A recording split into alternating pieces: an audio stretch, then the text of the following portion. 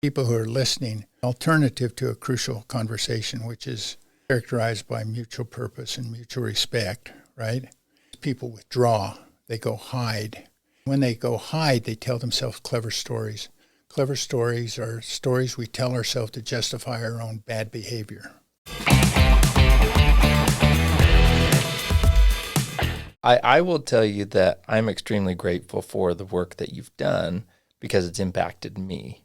And one of the reasons I appreciate it so much is sometimes I get frustrated, and a lot of those times is when I don't know how to communicate something, or I don't know how to engage in a conversation with somebody else. Sometimes this is the conversation in my own head. A lot of times is a conversation with my child, my coworker, my spouse. Most often it's with my spouse. I mean, that I've had the most crucial conversations the most often with my wife. And until learning tools for us to be able to engage in those, we are so much closer and more productive because of it. It's changed our life. That's nice to hear. It's people who are listening, alternative to a crucial conversation, which is characterized by mutual purpose and mutual respect, right?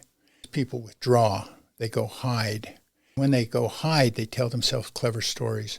Clever stories are stories we tell ourselves to justify our own bad behavior.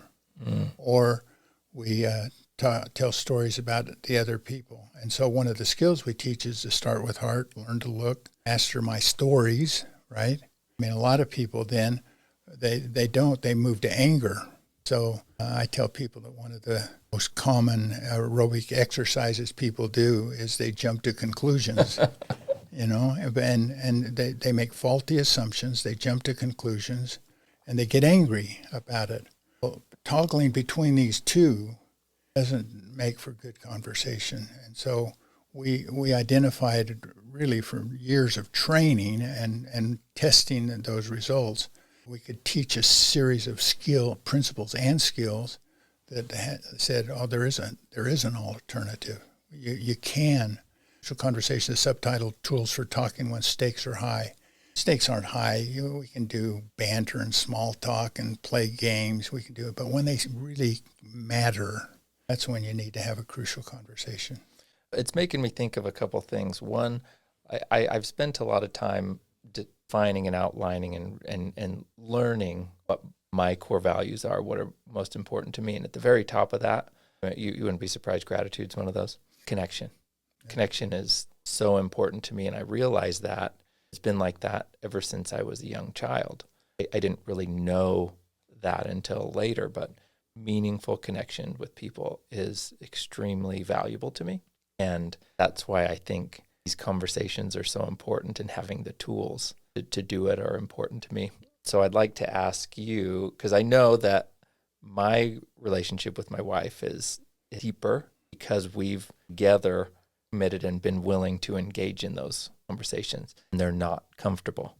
Like you say, when the stakes are high, we come in understanding the rules, and we'll use keywords to each other. So we know, that's the place that we're going to. We're getting, in this arena, and in that arena, these are the rules of the game. Yeah. And we both agree to abide by those. So, and you can learn, so you can read the book, everybody, Crucial Conversations, and the other 3 that you've written, and there's TED Talks, there's things that you can find online, summaries about all these books. So we don't need to go into an exhaustive conversation about this, but I'd like to get maybe a couple tips on this. Number 1, what is a crucial conversation?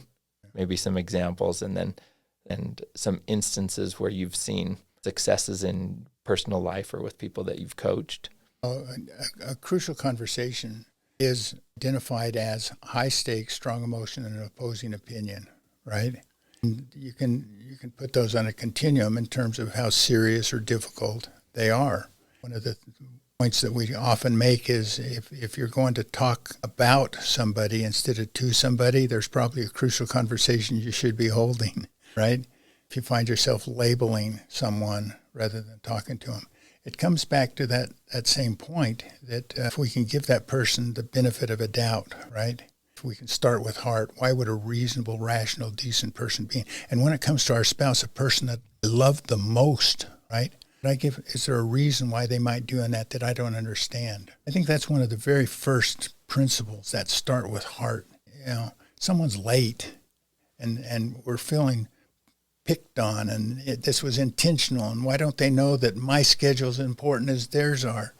And so when they come in, where have you been? And they say, well, I've been in the doctor. I had a wreck. If you just give yourself that space, then you can have more mutual purpose and mutual respect to have that pool of meaning where you can both play by the same set of rules.